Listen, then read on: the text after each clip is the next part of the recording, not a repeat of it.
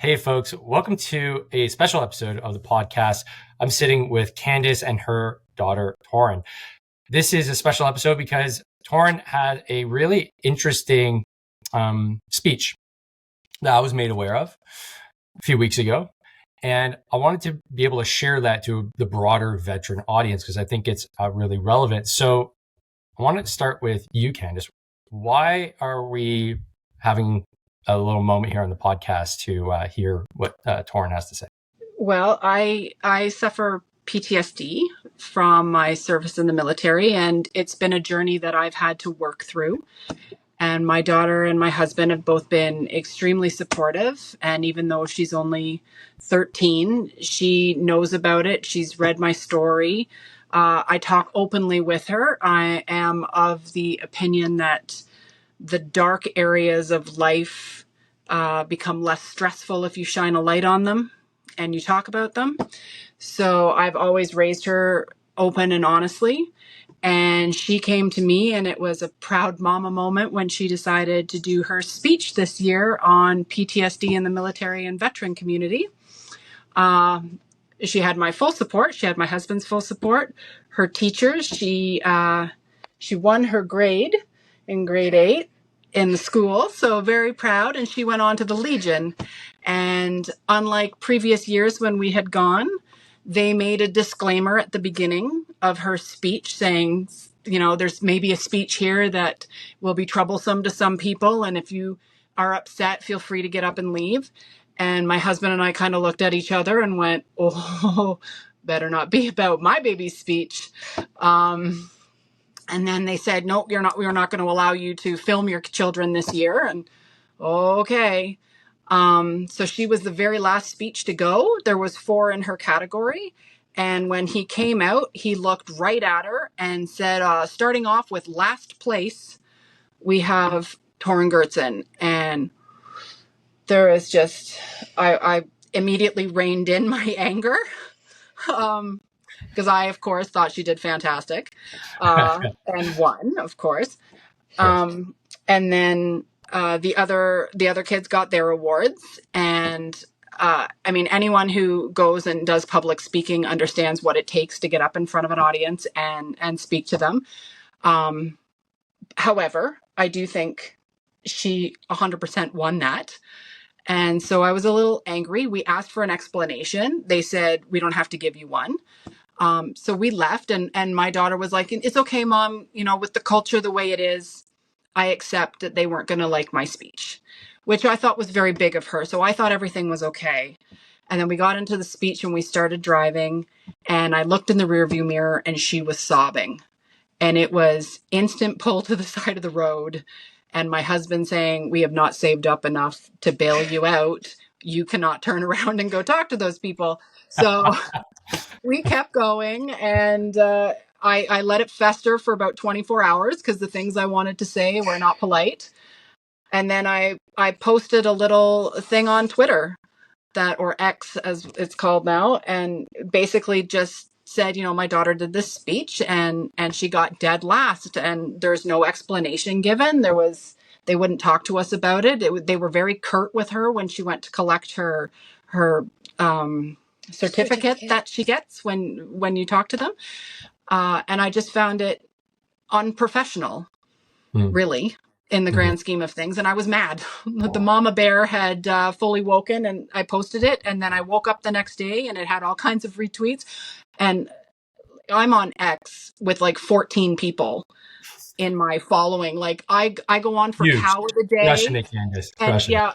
I go for Cow of the Day and Red Panda of the Day.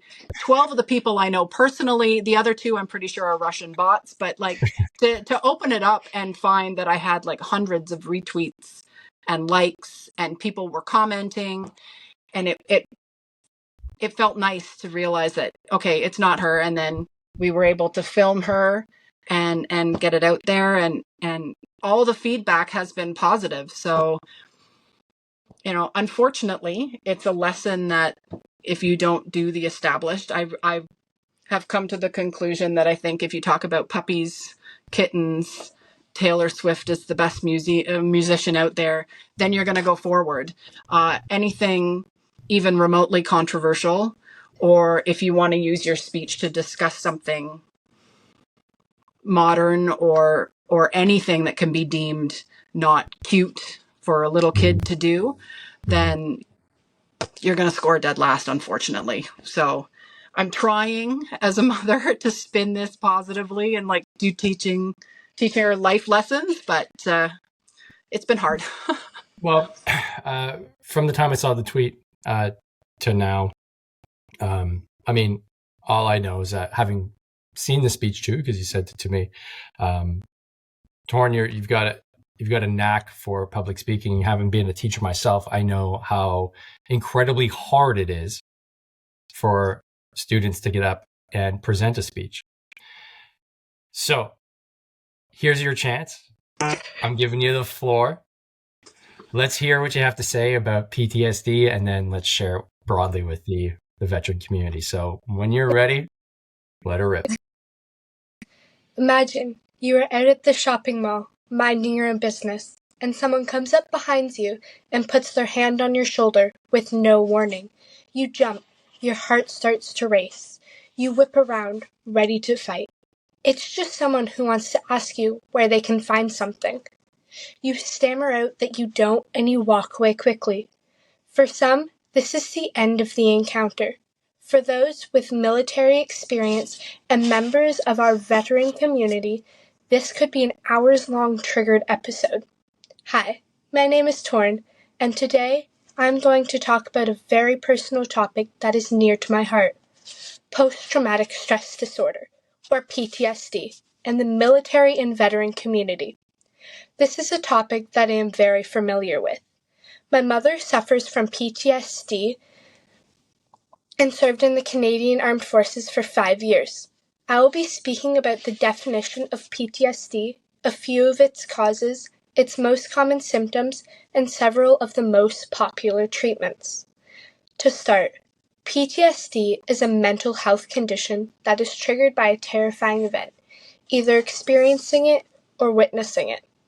Military members and veterans are at a higher risk of developing PTSD, and they have a higher risk of being exposed to trauma, such as a war zone deployment, witnessing a major trauma such as an IED, also known as an improvised explosive device, being involved with or witnessing a training accident, and being shot or shooting someone else. It has also been shown that the longer you wait to treat PTSD, the harder it is and the more long-lasting it can be. So if you're a soldier deployed overseas and you lose one of your fellow comrades to an IED or combat and you still have several months to go before coming home, the possibility of developing PTSD is far greater. One of the newest traumas that cause PTSD in this community is military sexual trauma, or MST. MST refers to a sexual assault or threatening sexual harassment experience during the military service. There are over 20,000 members of this community that suffer from this form of PTSD, including my mother.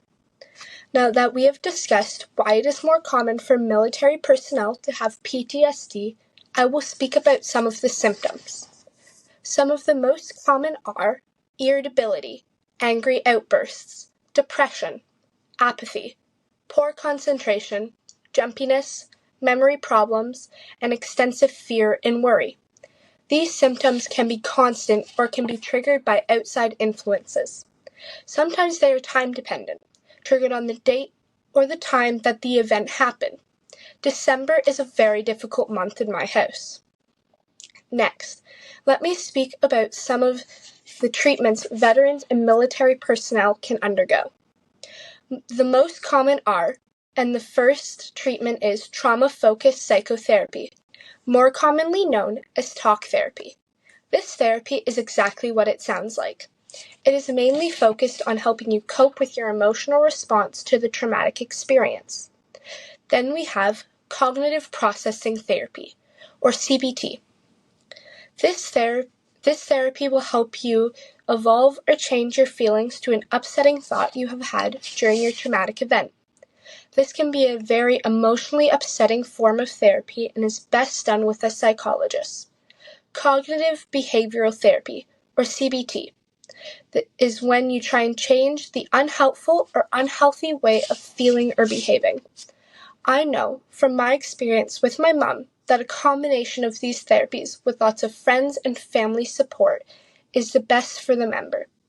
There are so many treatments for PTSD. Many we are still studying further to provide the best treatment. In writing and preparing this speech, I have learned so much about PTSD and how much it affects military and veterans of the Canadian Armed Forces. It has allowed me to connect so many dots when I look at my mom and recognizing how hard she is working to triumph and build back her mental health. It has also been an emotional roller coaster for me. I look forward to better supporting my mom and others with love, compassion, and understanding. I hope my speech gives you an opportunity to talk to your parents, teachers, and friends about PTSD and ask questions. Well said.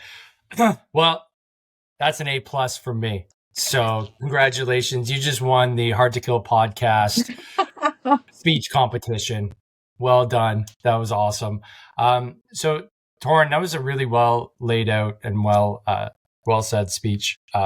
It's not easy to get up and be that individual in front of everybody solo, expressing things, especially that are personal to you. And I hope there's more young ladies like yourself, and I hope you can inspire a lot more young ladies like yourself to speak about the hard things, because speaking about the easy things is easy.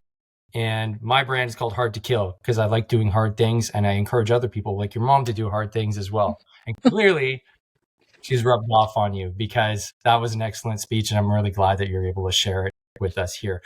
So Torrin, I'm going to put you on the spot here. Do you have anything that you'd like to say with respects to, your speech, and, why is this such an important topic to you, and what would you like to do after this speech? Is there something that you're curious in? Maybe it's a topic in school, maybe it's something related to this that you'd like to share with the folks that are listening? It definitely was hard after I got the news, but I really want to make sure that the topic gets brought out to more people so they can talk about it and they can feel comfortable. And maybe if something in my speech happens to them, they can find something that can help them cope with it. I don't really know what next steps are with more topics to talk about, but I'm definitely open to finding different topics that are harder to talk about and that aren't talked about and need to be, because I definitely think it's important for people just to feel comfortable talking about it. I love it. And Candace, I think we got a future podcaster here. Just saying. I'm good with that. Just saying. You got a pretty articulate young lady there. So that was excellent. And folks, for you that are listening, drop a comment down here and let us know, what do you think about Torrin's speech? And let's give her some thumbs up in the comments as well for being so brave and putting that out there and tackling a topic that is very close to our community. So Candace, Torrin, thanks so much for showing up on the podcast and sharing your speech. Awesome job. And folks, don't forget, train hard, fight easy. We'll see you on the next one. Peace.